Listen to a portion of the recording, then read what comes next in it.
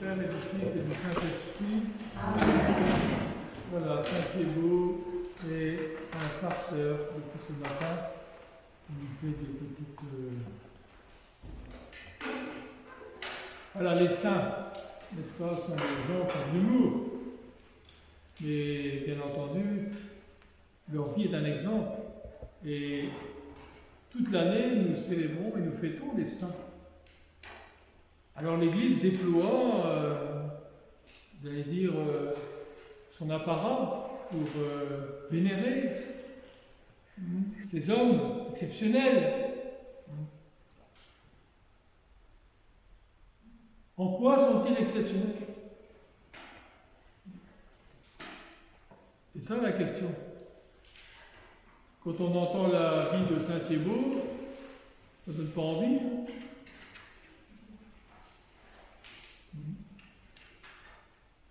Mais il y a en eux ce tout ou rien. Tout est là. C'est toute la différence. Et vous avez remarqué dans la vie de Saint-Thibaut, c'est un peu comme Saint François, hein, il laisse ses habits, sa monture, son cheval, enfin, tout ce qui est de son existence. Et il s'en va revêtu de rien. Mais c'est dans ce rien que se trouve la totalité. Nous qui sommes accrochés à notre petite propriété privée, n'est-ce pas? Comment veut-on pénétrer le royaume? Pour pénétrer le royaume, il faut être vide. Et entrer dans cette sainteté qui signifie, ça commence par la même lettre, cette sainteté qui est la simplicité. Le saint, c'est la voie, la sainteté, c'est la voie de la simplicité. Et cette simplicité, par quoi se caractérise-t-elle? Eh bien d'abord par une attitude spirituelle.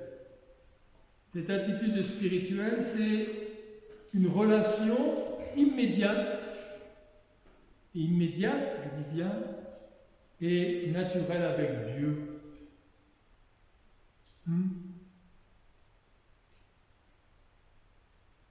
Immédiate. Le saint parle à Dieu comme à un ami, comme à un maître, ça dépend les moments. Et que fait-il dans sa vie? Que fait-il beau dans sa vie? Pas grand-chose, hein, vous avez vu. Il rend grâce en tout temps et en tout lieu. Voilà ce qu'il fait, voilà son œuvre. Il rend grâce en tout temps et en tout lieu. Mais cette simplicité ne va pas de soi.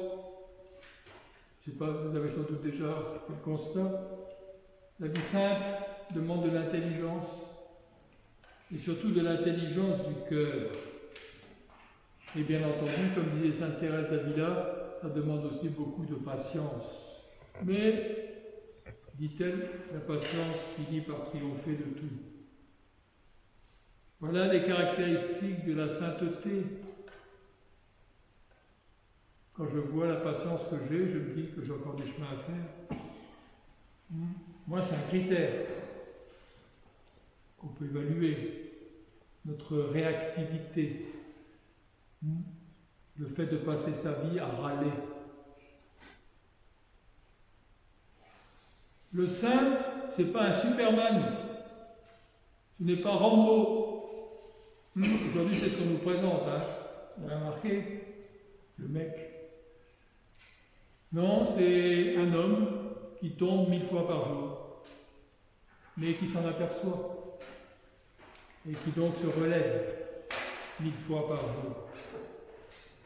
Et pour nous, qui sommes sur ce chemin, chaque jour est une occasion de se réorienter. Chaque jour est une occasion de se réorienter. Se réorienter vers le Christ, la vie en Christ.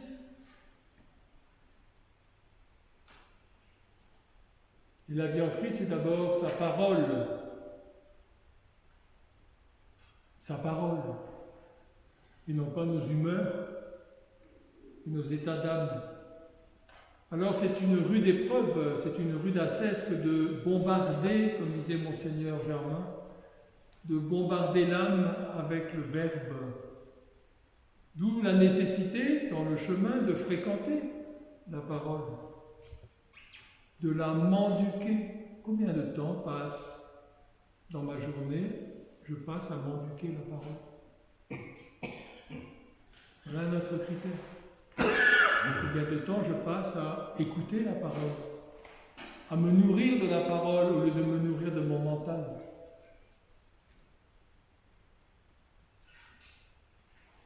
Pourquoi faut-il se nourrir de la parole? Ben, c'est pour l'assimiler, pour la manger, pour que je puisse moi aussi devenir verbe.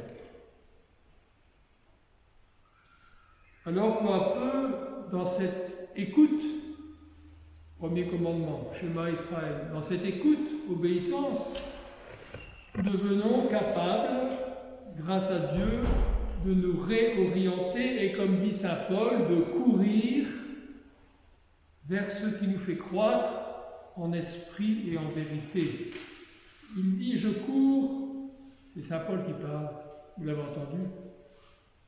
Je cours pour tâcher de saisir, je cours pour tâcher de saisir, comme j'ai été moi-même saisi par le Messie Yeshua. Souvenez-vous du chemin de Damas, n'est-ce pas? Je cours, dit-il, vers le but. Alors notre réflexion, elle est de plus en plus nourrie par une intuition intérieure. Comme le dit l'apôtre Pierre, comprenez avec votre cœur. Et c'est peu à peu qu'émergent en nous des qualités spirituelles qui sont là, mais qui dorment. On les appelle les vertus. Et la première de ces vertus, c'est l'humilité. L'humilité qui va de pair avec la révélation des cœurs. La révélation des cœurs. C'est-à-dire la capacité et l'acceptation d'un clair regard sur soi. Alors nous devenons de plus en plus humains, non pas au sens d'un humanisme horizontal, mais dans le sens de cet humain qu'est le Christ, de cette conformité à cette humanité du Christ, qui seul peut nous sauver. Il s'agit donc de tendre vers la plénitude du Christ. Vous avez entendu, tendre vers, saint Paul dit, il y a tension vers, ou juste tension. Donc c'est pour permettre à cette tension de laisser couler la vie en nous, de ne pas être bloqué, crispé, non seulement en nous, mais surtout, je dirais, autour de nous, au cœur de notre vie, de notre quotidien, et de tout ce que nous vivons, de tout ce qui nous entoure. Le chrétien n'est pas tourné sur lui, il est tourné sur lui pour donner ce qu'il reçoit à ceux qui sont là. Être trouvé en lui, dit saint Paul, être trouvé en lui, non pas avec ma justesse, celle de la Torah, mais avec celle de l'adhérence au Messie. L'adhérence, c'est plus fort que la foi. La foi, on ne comprend plus ce que ça veut dire. L'adhérence, la justesse venant d'Élohim dans l'adhérence, dit-il. Et il ajoute, écoutez bien, parce que quand même, ça parle. C'est pas du grec, c'est de l'hébreu. Ça parle. C'est corporel, c'est physique, c'est organique. Ceci, dit-il, pour le pénétrer lui-même et la puissance de son relèvement. C'est quand même autre chose, non? Pour le pénétrer lui-même et la puissance de son relèvement. Voici donc l'ascèse au quotidien. Et cette ascèse n'est pas une technique qu'on apprend pour les stages. C'est un art de vivre.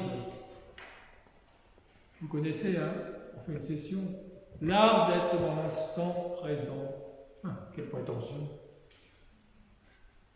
Quelle prétention! L'art d'être dans l'instant présent, c'est toute une vie. Et c'est ça la métanoïa vers la sainteté, c'est-à-dire vers le Christ, parce que lui seul est saint. C'est ce que nous répétons dans la liturgie. Et dans cette union au Christ, alors, se révèlent des moments qu'on appelle mystiques, des moments de lumineux, des espaces, quelquefois qui passent un peu, mais qui bouleversent en profondeur le cœur de l'homme. D'où l'importance de la présence, de la vigilance détendue. Il n'y a pas de vigilance, on n'est pas détendu. C'est la base. Et comme disait Lanza del Vasto, quand ça arrive, loupez pas ça, parce qu'on est préoccupé et on ne se rend même pas compte qu'on est visité. C'est quand même le comble. Peut-être un jour, nous serons plus saints. Et comme saint Paul, nous pourrons dire, ce n'est plus moi qui vis, mais peu à peu, disons, si je peux rajouter ça, c'est le Christ qui vit en moi. C'est le chemin du théocentrisme, c'est un gros mot, Le théocentrisme, nous qui sommes des égocentriques. Il faut changer de truc. Passer de l'égocentrisme au théocentrisme, c'est tout le chemin de la sainteté qui s'enracine dans l'humilité et dans la prudence.